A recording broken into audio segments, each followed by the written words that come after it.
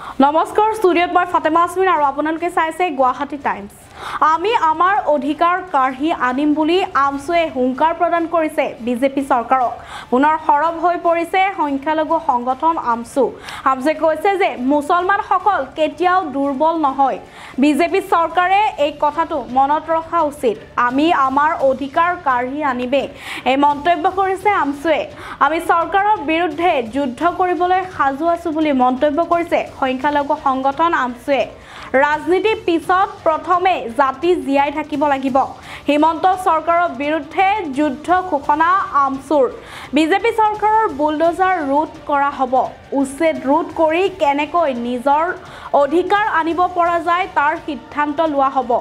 আমছুৰ এক অধিৱেশনত সৰব হৈ উঠিছে আমছুৰ সভাপতি ৰেজাউল কৰিম চৰকাৰ আৰু তেওঁ কৈছে যে মুছলমানসকল কেতিয়াও দুৰ্বল নহয়। বিজেপি চৰকাৰে মনত ৰাখক, এই কথাটো বিজেপি চৰকাৰে মনত ৰাখক যে মুছলমানসকল কেতিয়াও দুৰ্বল নহয়। আমাৰ অধিকাৰ আমি কাঢ়ি আনিমে, এই মন্তব্য কৰিছে।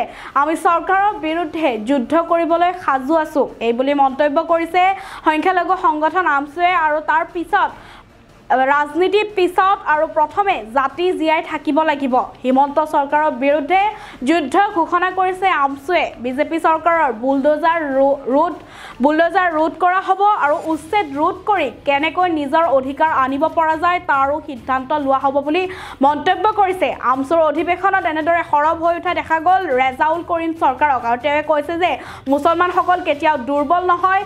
বিজেপি চৰকাৰে এই কথাটো মনত ৰখা উচিত। আমি আমাৰ নিজৰ অধিকাৰ কাঢ়ি আনিমে, আমি চৰকাৰৰ বিৰুদ্ধে যুদ্ধ কৰিবলৈ সাজু আছো, এনেধৰণৰ মন্তব্য কৰিছে। আৰু ৰাজনীতিৰ পিছত প্ৰথমে জাতি জীয়াই থাকিব লাগিব। হিমন্ত চৰকাৰৰ বিৰুদ্ধে যুদ্ধ ঘোষণা আমছুৰ। বিজেপি চৰকাৰৰ বুলডোজাৰ ৰোধ কৰা হ'ব। উচ্ছেদ ৰোধ কৰি কেনেকৈ নিজৰ অধিকাৰ আনিব পৰা যায় তাৰ সিদ্ধান্ত লোৱা হ'ব। আমছুৰ অধিৱেশনত সৰব হৈ উঠিছে আমছুৰ সভাপতি ৰেজাউল কৰিম চৰকাৰ। আমাৰ হাতত মন্তব্য আছে, আপোনালোকলৈ আগবঢ়াইছো।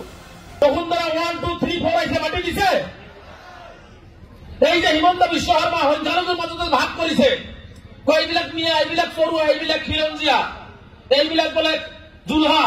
মই এটা কথা স্পষ্টকৈ কৈ লৈছো, মুখ্যমন্ত্ৰী হিমন্ত বিশ্ব শৰ্মাৰ টাৰ্গেট হৈছে সংখ্যালঘু মুছলমানক যদি ভাগ ভাগ কৰি ৰাখিব পাৰে তেনেহলে তেওঁ সফল হ'ব। আৰু সংখ্যালঘু সমাজ যদি একত্ৰিত হয় তেওঁ সফল হ'ব নোৱাৰিব। এই সংখ্যালঘু খিলঞ্জীয়াৰ চাৰ্টিফিকেট দি একো দিয়া নাই। তেওঁৰ টাৰ্গেটটো হৈছে অসমৰ ধৰ্মীয় সংখ্যালঘুসকলক কেনেকৈ অত্যাচাৰ কৰি অসমৰ মানচিত্ৰৰ পৰা শেষ কৰিব পৰা যায় তাৰে টাৰ্গেট হৈছে। কিন্তু মই তেজপুৰৰ ভোজ খোৱা চাপৰিত আপোনালোকক কৈ গৈছো, হিটলাৰেও কিন্তু ইহুদীসকলক মাৰি শেষ কৰিব পৰা নাই। হিমন্ত বিশ্ব শৰ্মা ডাঙৰীয়া, আপুনি যিমানেই চক্ৰান্ত নকৰক কিয় সংখ্যালঘুসকলক আপুনি নিক্ষেপ কৰিব নোৱাৰে। সংখ্যালঘুসকল ভাৰতীয় নাগৰিক, সংখ্যালঘু অসমৰ বাসিন্দা। গতিকে এই সংখ্যালঘু সমাজ আগবাঢ়ি যাবই। গতিকে সংখ্যালঘু সমাজক আপুনি দবাই ৰাখিব নোৱাৰে। সেইকাৰণে মই আপোনালোকক বাৰে বাৰে অনুৰোধ জনাইছো যে আমি কাৰো ওপৰত ভৰসা নকৰি উচিত ওপৰত ভৰসা ৰাখি আমি আগবাঢ়ি যাব লাগিব। এন্ধাৰৰ পিছত এই পোহৰ থাকে, এই কথাটো সংখ্যালঘু সমাজে বুজা উচিত, আমি বুজা উচিত। গতিকে সেইকাৰণে মই আপোনালোকক বিনম্ৰতাৰে আহ্বান জনাইছো যে বহু ঘাট প্ৰতিঘাত আহিব, বহু ঘাট প্ৰতিঘাত আহিব। দুখ লাগে এখন সভা কৰিব আহিছো ইয়াত আৰু দেখিছো এটা বিশেষ ৰাজনৈতিক দলে হিমন্ত বিশ্ব শৰ্মা ডাঙৰীয়াৰ দলে ভয় খাই আজি পঞ্চায়তে পঞ্চায়তে অৰুণোদয় বিলাইব বিচাৰিছে। কিন্তু এটা কথা স্পষ্টকৈ কৈ গৈছো, আপুনি এখন সভা বিফল কৰিব, দুখন সভা বিফল কৰিব। নয়দুৱাৰৰ সংখ্যালঘু ৰাইজ সংকল্প ল'ব লাগিব 26ত নয়দুৱাৰত এই সভা কৰিব নিদিয়া মানুহখিনিক উৎখাত সংখ্যালঘু ৰাইজেই কৰিব লাগিব। সংখ্যালঘু ৰাইজেই কৰিব লাগিব। গতিকে আমাক যদি কোনোবাই দুৰ্বল বুলি ভাবিছে ইয়াৰ যোগ্য প্ৰত্যুত্তৰ দিয়াৰ সময় সমাগত। সেইকাৰণে মই আপোনালোকক আহ্বান জনাইছো, আমি কোনো জাতি জনগোষ্ঠীৰ বিৰুদ্ধে নহয়, আমি কাৰো বিৰুদ্ধে নহয়, আমি কাকো বেয়া নাপাওঁ। আমাৰ কথা হৈছে আমি সকলো জাতি জনগোষ্ঠীৰ লগত মিলাই চলিব বিচাৰো, একেলগে চলিব বিচাৰো। নিজৰ মাকক ভাল পাওঁ বুলি আনৰ মাকক আমি কেতিয়াও ঘৃণ নকৰো, আমি সকলোৱে শ্ৰদ্ধা কৰো। গতিকে এই নীতিত আমি চলো। কিন্তু কোনোবাই যদি সংখ্যালঘু জনগণক এনেকুৱা ধৰণৰ সভা সমিতি ভংগ কৰি আমছুৰ আন্দোলন দুৰ্বল বুলি ভাবিছে, দুৰ্বল কৰিব বুলি ভাবিছে, সেইসকলক আজি মই তেজপুৰৰ মাটিত হকিয়াই গৈছো। য'তেই সংখ্যালঘু ৰাইজ ফেক্টৰ হ'ব ততেই এই দলত যিসকলে বাধা দিছে তেওঁলোকক ভেটা দিয়াৰ ব্যৱস্থা গ্ৰহণ কৰা হ'ব। মই সেইকাৰণে বাৰে বাৰে আপোনালোকক কওঁ, জাতি জীয়াই থাকিলে ৰাজনীতি জীয়াই থাকিব। আগতে জাতিটোক জীয়াই ৰাখক, জাতিটো জীয়াই থাকিলেহে আমি সকলোৱে জীয়াই থাকিব পাৰিম, ৰাজনীতি কৰিব পাৰিম। গতিকে মই বেছি সময় নলওঁ, মই এটাই আহ্বান আপোনালোকক দি গৈছো, যিমানেই কথা আমি নকওঁ কিয়, এটা কথাৰ ওপৰত গুৰুত্ব দি দিয়ক। জেহাদত মানুহে বিভিন্ন অপব্যাখ্যা কৰে, জেহাদত মানুহে বিভিন্ন ধৰণে গালি গালাজ কৰে, জেহাদ ভক্তক গালি গালাজ কৰে।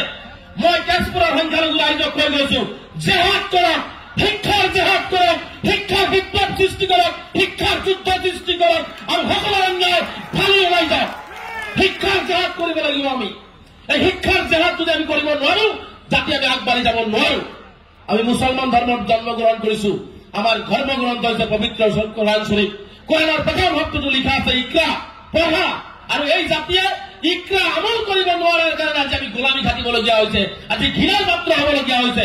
গতিকে ইকৰাৰ মূল্য যদি আমি দিব পাৰো, ইনশাআল্লাহ আমাক কোনো আঙুলিটোৱে কথা কব নোৱাৰে।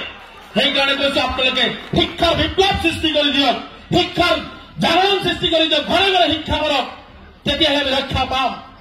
লাগিলে এদিন খাব, লাগিলে এসাঁজ খাব মাছ, লাগিলে এসাঁজ দালি খাব, পেটত গামোচা বান্ধি হলেও লৰা ছোৱালীৰ হাতত ইটা ভাটাৰ ইটা তুলি দি, চাহৰ দোকানৰ কাপ তুলি নিদিব, ইটা ভাটাৰ ইটা তুলি নিদিব, হাতত কলম আৰু কাগজ তুলি দিয়ক।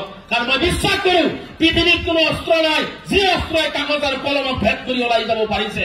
গতিকে সেই কাগজ আৰু কলমৰ জৰিয়তে হিমন্ত বিশ্ব শৰ্মা ডাঙৰীয়াৰ প্ৰত্যেকটো মাদ্ৰাছা ভাঙাৰ জবাব দিয়া হব, প্ৰত্যেকটো উচ্ছেদৰ জবাব দিয়া হব, প্ৰত্যেকটো সংখ্যালঘু ৰাজ্য কৰা অন্যাৰ জবাব দিয়া হব, কাৰ দ্বাৰা দিয়া হব, কলমৰ জৰিয়তে দিয়া হব।